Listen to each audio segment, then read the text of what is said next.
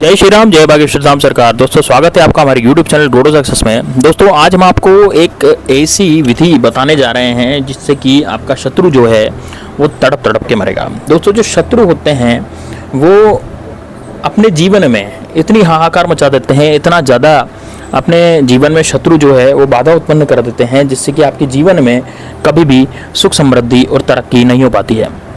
और दोस्तों ये शत्रु जो बनते हैं ईर्ष्यावश बनते हैं, उनको ईर्ष्या होती है, जलन होती है और जलन के कारण वो शत्रु बन जाता है। लेकिन दोस्तों इन शत्रुओं से छुटकारा पाने का भी बहुत तरीके होते हैं और मैं उपायों में अपने जो उपाय होते हैं वो सरल और सटीक उपायों में आपको इस तरह के उपाय बार बार बताता रहता हूँ।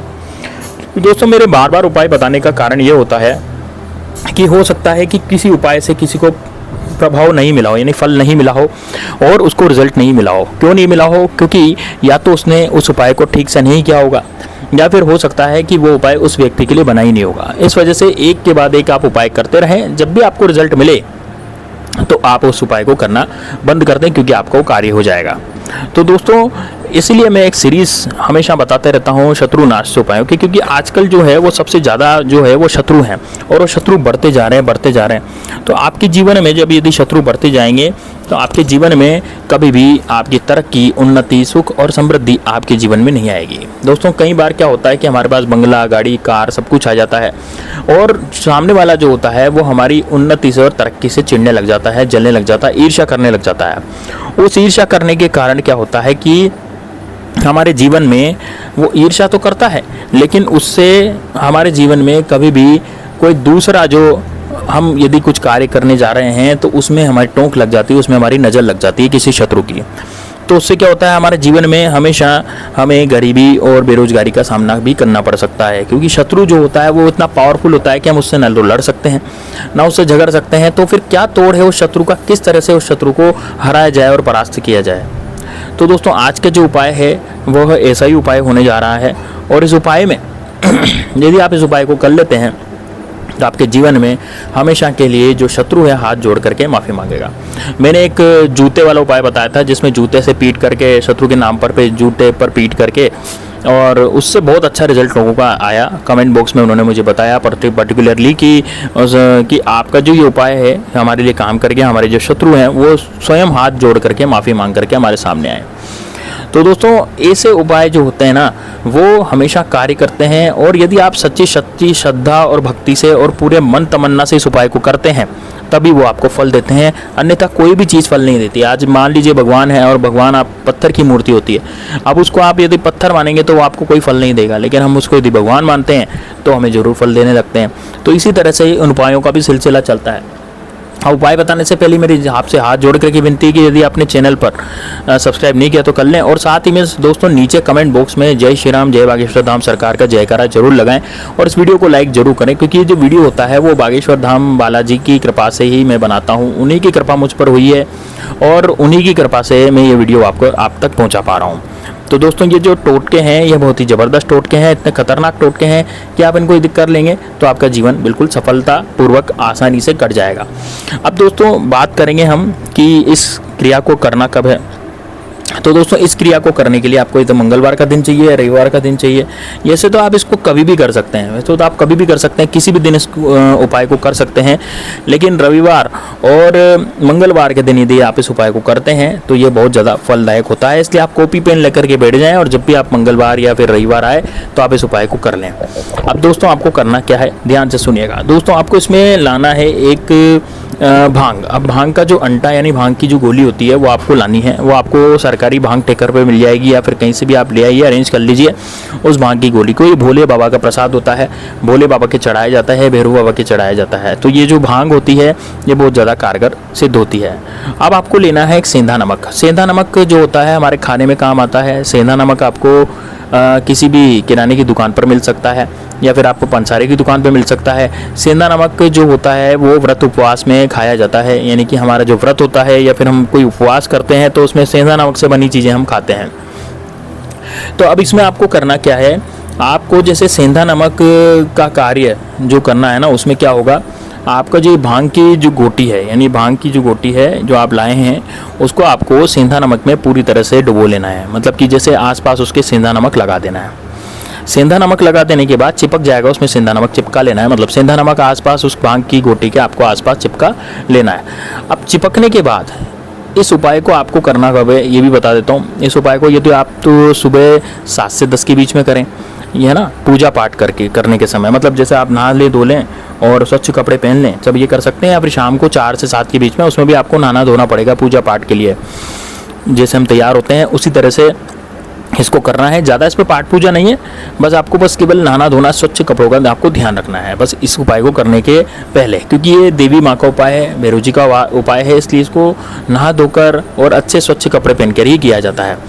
अब आपको जो भांग है वो भांग की गोली को आपको चारों तरफ नमक में लपेट देना है। नमक में लपेट देने के बाद इसकी आपको एक लकड़ी की तरह है ना एक लंबी सी डंडी बना लेनी है, मतलब इसको हाथों से मोड़ करके, हाथों से जैसे हम लोया बनाते हैं ना, लोई बनाते हैं हम, कोई अगरबत्ती वगैरह बनाते हैं, इस तरह से आपको इसकी अगरबत्ती या फिर कुछ ऐसी बना लेनी है, लंबी सी डंडी जैसी।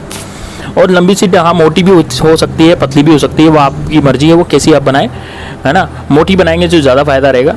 अब मोटी बत्ती बना ली इसके आपने, जैसे धूप बत्ती बनाते हैं ना, धूप बत्ती मोटी हो जाती है, मोटी होती है ना, गोल गोल करके, इसी तरह से आपको ये बनानी है, हाथों से बेल के। तो हाथों से बेल करके नमक आपने लगा ही लिया, अब हाथों से बेल करके एक बत्ती बना लीजिए। अब वो बत्ती के ऊपर आपको काले कलर के मार्कर से आपको शत्रु लिखना है, और यदि आप शत्रु का नाम जानते हैं तो आप शत्रु का नाम लिख सकते हैं। अब दोस्तों यदि आप एक ही शत्रु है और एक ही शत्रु का नाम लिखते हैं तब तो कोई बात नहीं। मान लीजिए आपके एक से ज़्यादा शत्रु हैं तो आपको केवल उस पर शत्रु लिखना है, और एक से ज़्यादा शत्रु हैं, शत्रु लिखना है तो आप केवल शत्रु लिखेंगे उस पर और कुछ नहीं लिखेंगे। और यदि आप शत्रु का नाम नहीं जानते तब भी आपको उस पर शत्रु नाश ही लिखना पड़ेगा।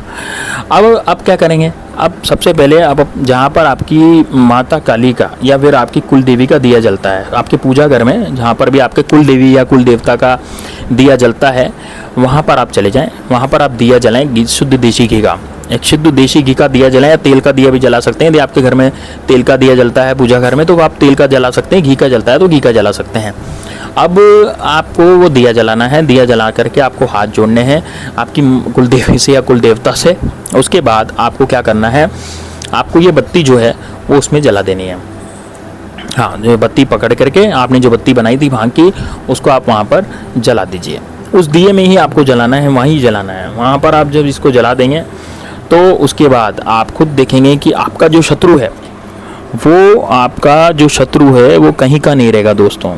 शत्रुओं से जो तकलीफ़ आपको हो रही है वो तकलीफ़ से आपको तुरंत प्रभाव से छुटकारा मिल जाएंगे, उसकी बर्बादी शुरू हो जाएगी। इसलिए आप इसको जितनी बार करेंगे उतनी बार व्यक्ति के ऊपर डबल ट्रिपल असर होना शुरू हो जाएगा, है ना। बहुत जल्दी आपको हाथ जोड़ करके आपके पास माफ़ी मांगने के लिए भी आ सकता है शत्रु।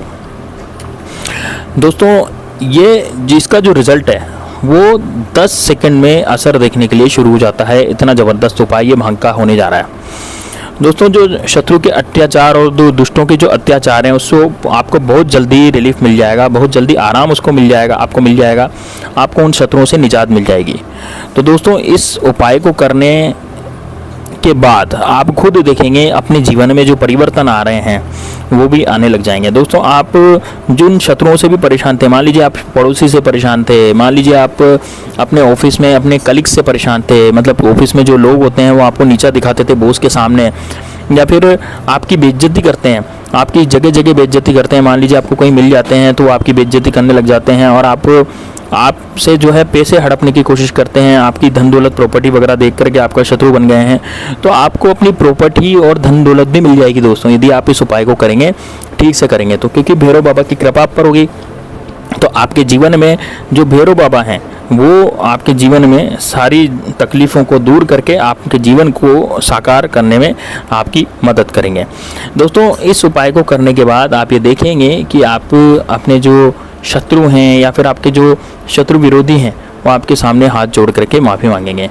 बस चाहे वो आपका पड़ोसी हो, चाहे वो आपका दोस्त हो, चाहे वो कोई भी हो, लेकिन वो शत्रु रूप में यदि आप पर कुछ करने की कोशिश करेगा तो दोस्तों उसके टुकड़े टुकड़े हो जाएंगे, वो पूरी तरह से निस्तनाबूद हो जाएगा, उसकी पूरी शक्ति खत्म हो जाएगी, उसकी जो धन संपदा है वो भी खत्म हो जाएगी। और यदि किसी शत्रु की धन संपदा खत्म हो जाती है तो आप पर वो कुछ किया कराने की कोशिश नहीं करेगा, क्योंकि उसके पास पैसा नहीं है तो वो तांत्रिक के पास किस तरह से जा पाएगा। दोस्तों तांत्रिक के पास जाने में तांत्रिक बहुत ज़्यादा पैसे लेता है ना। तो किसी भी शत्रु को खत्म करने का सबसे बड़ा ये है कि आप उसकी धन संपदा को ही नष्ट कर दो तो वो आपका शत्रुता ही छोड़ देगा। है ना, उसका मान सम्मान ही खत्म हो जाएगा। कहीं भी जाएगा तो उसको धुतकारे पड़ने लग जाएंगे, इस तरह से उसकी हालत हो जाएगी, दर दर की ठोकरें खाता हुआ वो शत्रु आपको दिखाई देगा। तो दोस्तों उम्मीद है आपको वीडियो पसंद आई होगी। वीडियो को उपाय को जरूर करना, उपाय समझ में नहीं आया तो एक बार रिवाइंड करके इस उपाय को जरूर लिख लेना अपनी कॉपी में, ताकि इस उपाय को आप ठीक प्रकार से कर पाएँ। याद रखिएगा दोस्तों, इसको उपाय को आपको रात को नहीं करना है, सूर्यास्त के बाद इस उपाय को नहीं करना, सूर्यास्त से पहले ही दिन में आप इस उपाय को कर सकते हैं, सुबह 7 से 10 और शाम को 4 से 11, शाम को 4 से 7 तक। ठीक है दोस्तों, तो कमेंट बॉक्स में जय श्री राम, जय बागेश्वर धाम सरकार लोड लिख देना और उसमें इसको वीडियो को शेयर जरूर करना। तो मिलते हैं नेक्स्ट वीडियो में, तब तक के लिए जय श्री राम, जय बागेश्वर धाम सरकार, हर हर महादेव।